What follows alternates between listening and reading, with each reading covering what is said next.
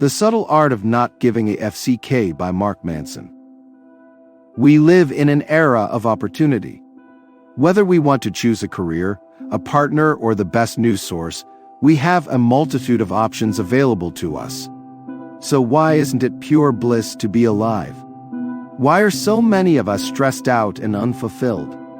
After all, we should have everything we want. Well, it's because we're trying to do it all. We have so many options open to us that we end up concentrating on all our different choices and opportunities, all the time. In short, we're spreading ourselves too thin and burning ourselves out.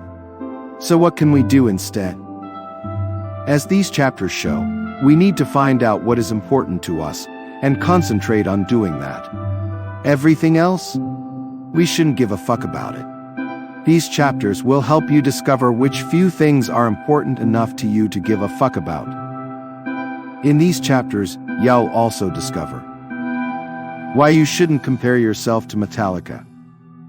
That self-criticism is the key to being right, and why death should be the end for all of us. Chapter 1. What do you really want out of life? In other words, what's your ultimate goal, the achievement you want written on your headstone? It's not such an easy question to answer, is it? Sure, many of us will claim that we want happiness, a loving family, and a job we enjoy, but these are pretty vague ambitions. And vague ambitions are problematic because they won't push you to strive for success. Unfortunately, if you want to get anywhere in life, you'll have to struggle. Achieving your goals will require hard work and plenty of perseverance. It's guaranteed that there will be setbacks and hardships on the way. If you don't have a goal you're determined to achieve, you'll falter in the face of this adversity. Let's say becoming a CEO is your goal. After all, being a CEO certainly sounds cool. Just think of all that power and responsibility. And yet, being a CEO is far from a walk in the park. CEOs regularly put in 60-hour work weeks, they have to make tough decisions, and they need to be ready to fire people, time and time again. If you aren't hell-bent on becoming a CEO, you'll struggle with the hard work, and your chances of being a success will be slim. Since struggle is unavoidable, you have to find something worth struggling for. You have to identify what you really enjoy doing. Working on something that makes you happy means you'll not only be undeterred by the constant battle, you'll grow to love it. Take the author. He realized that he really enjoyed writing about dating, and so he decided to focus on writing a dating advice blog. It was a challenge at first, but because he loved what he did, he thrived on the adversity.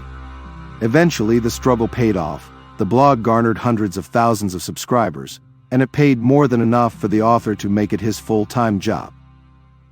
There is no point looking for an easy life, one without adversity. The only way you'll get ahead is to find a goal that you want to struggle for. However, it's equally important to say no to all the struggles and tasks that don't bring you joy. Be ruthless and stop chasing the things in life that don't make you happy. Concentrate on the few great things and don't give a fuck about everything else. Chapter 2.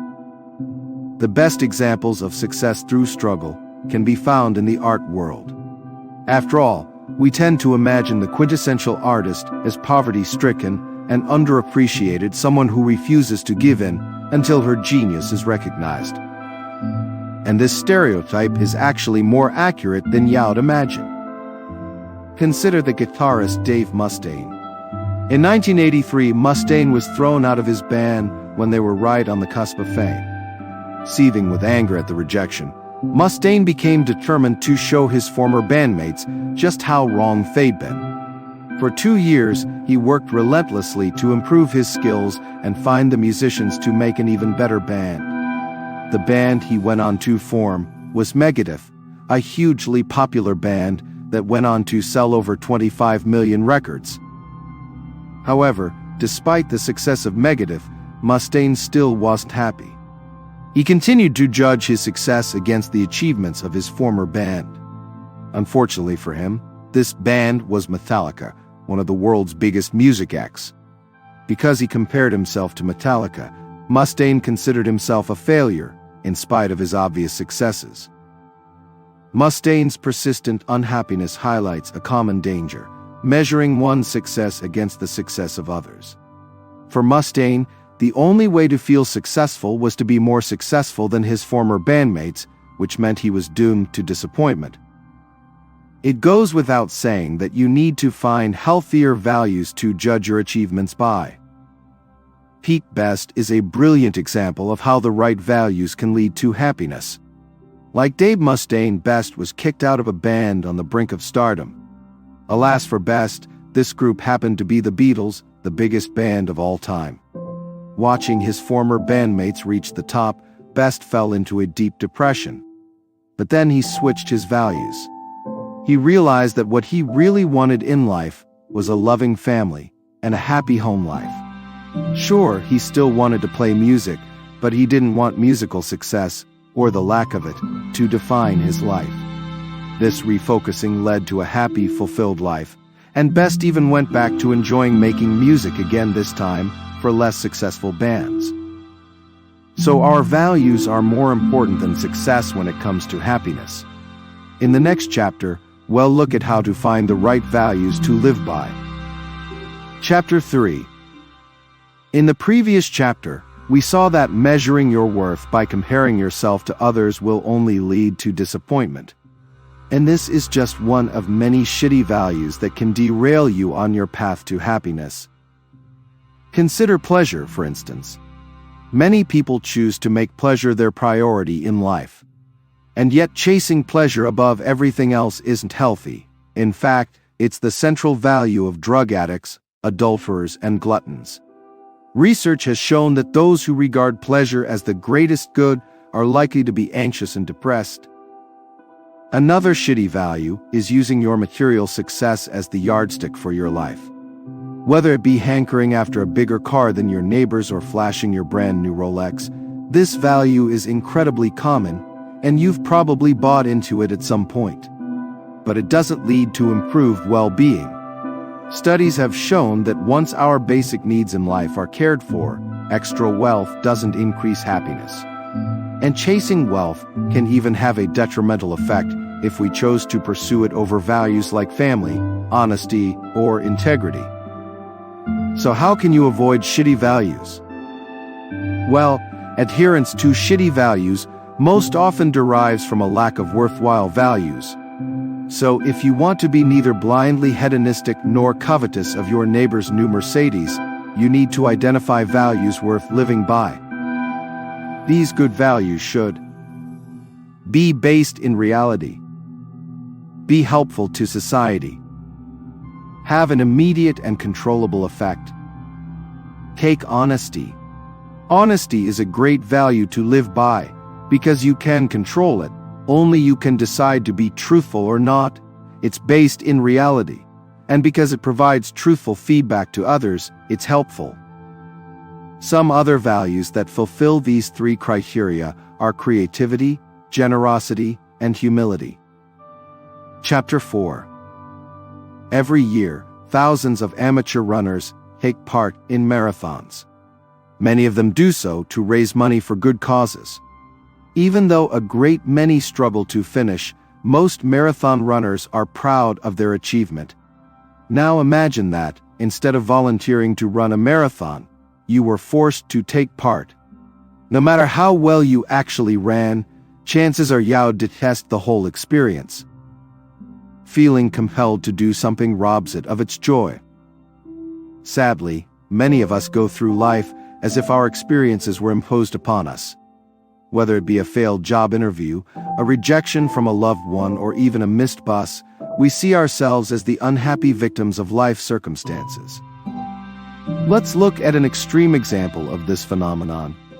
William James was born to a wealthy, privileged family in 19th century America. Suffering from ill health, he would often experience bouts of vomiting and back spasms. His early dream was to become a painter, but he struggled to make his mark, and his father constantly mocked his lack of talent. So he decided to pursue a career in medicine, and then dropped out of medical school. Unwell and unhappy, With neither family support nor a job, James considered suicide. But then he read about the work of the philosopher Charles Peirce.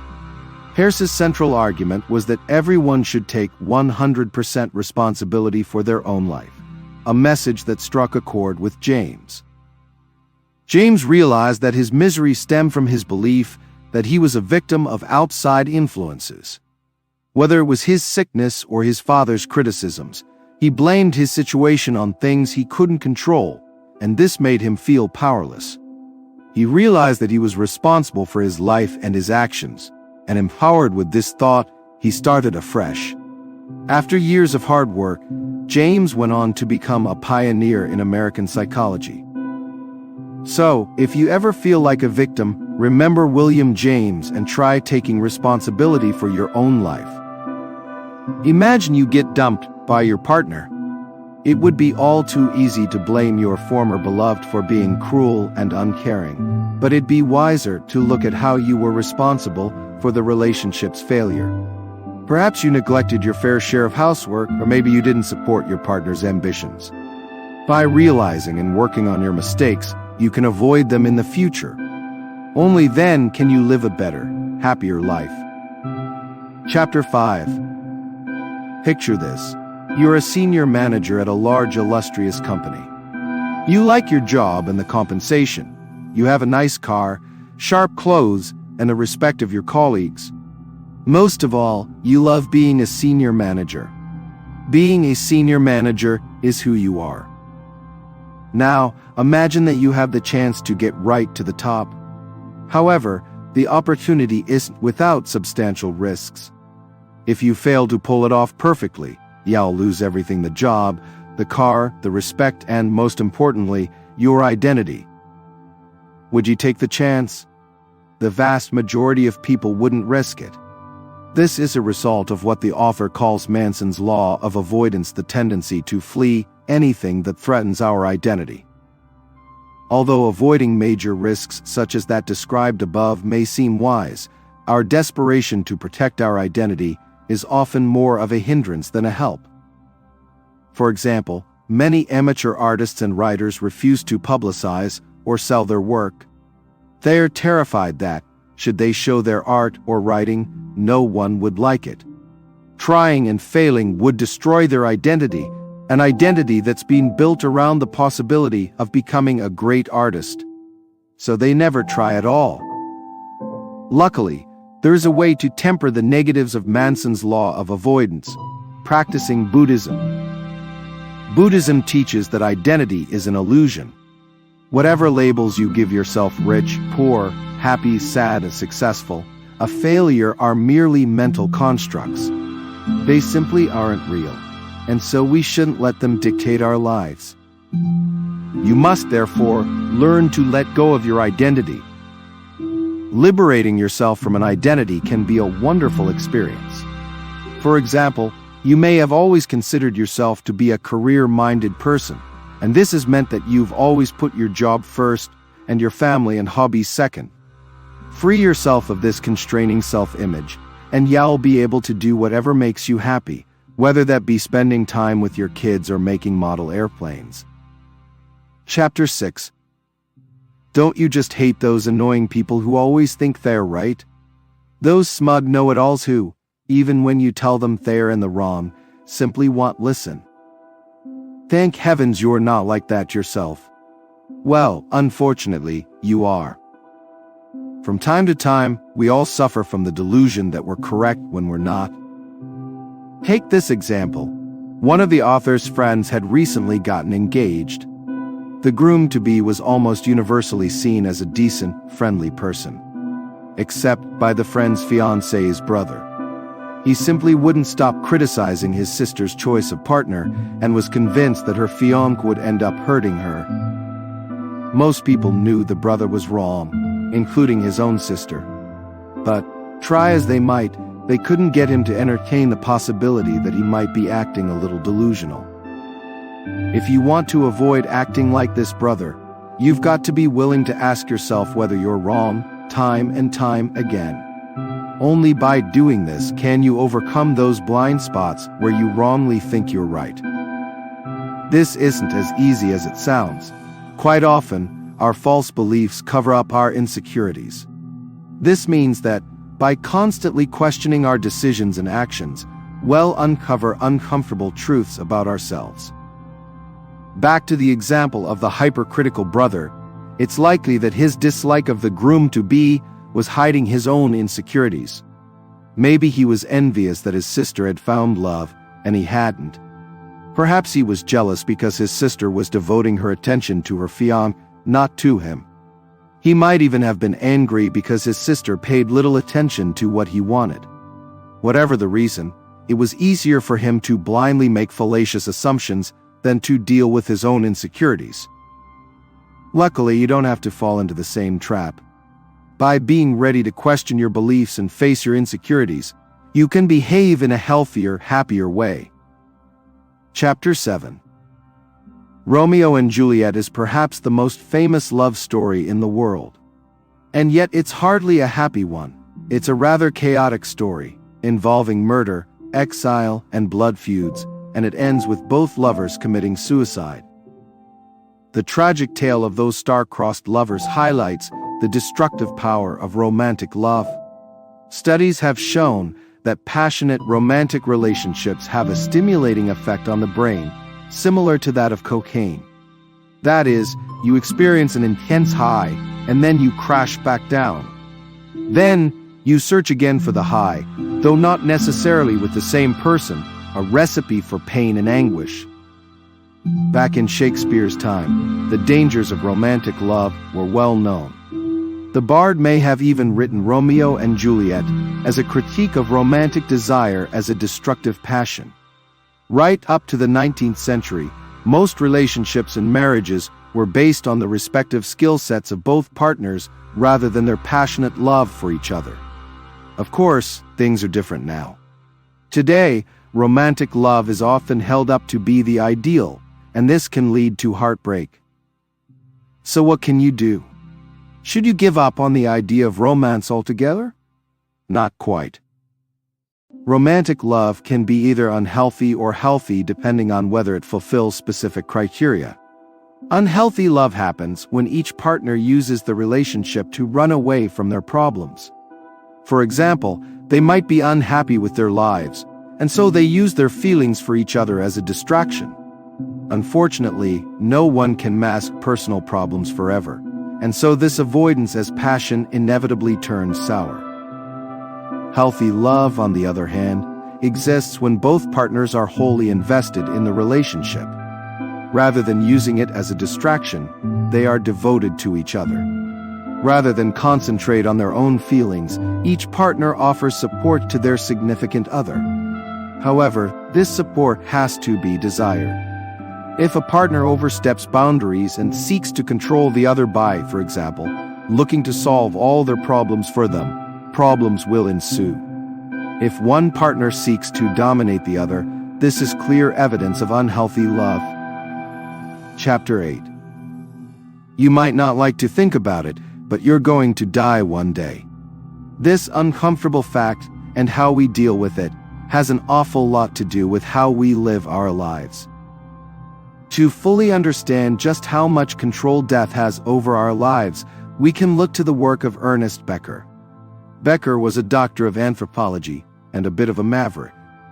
Although his unconventional approach and early death limited his academic career, he did write an influential book about dying, The Denial of Death. In this book, Becker presented two main ideas. The first is that humans are terrified of dying. Unlike other animals, humans are capable of thinking about hypothetical situations.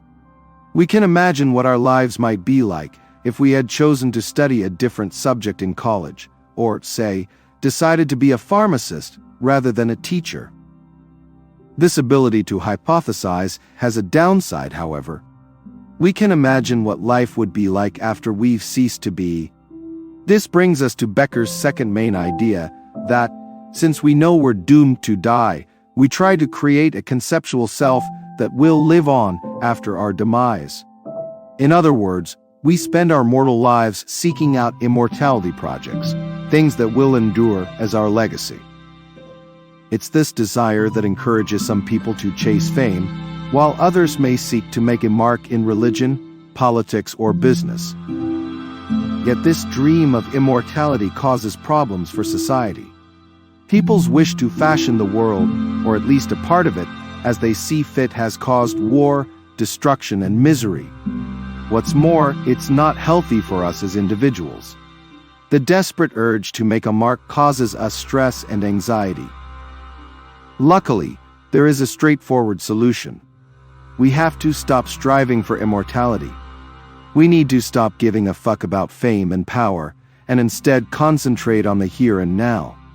Look for meaning in the present and seek to spread happiness and joy where you are.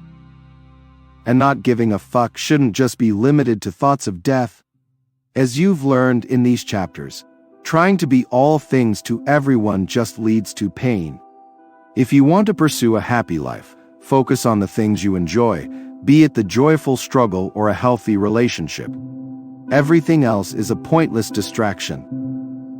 Conclusion. The key message in this book: we try to do too much in life, and this leads to stress and unhappiness.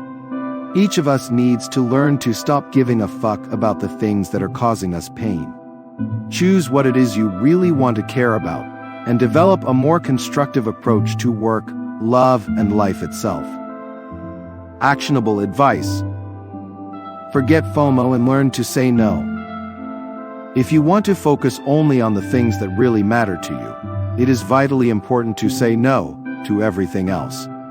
FOMO, the fear of missing out, keeps us stressed, but the truth is, we'll miss out on things no matter what. You can't have the perfect career, lots of family time, and countless hours to spend surfing waves on a sunny beach. It's more important to miss out on the right things. So pick what's important to you and ignore the rest. Be totally ruthless with this. For example, follow the path set by CEO, multimillionaire Mohammed El-Arian, who resigned from his lucrative job so that he could spend more time with his young daughter.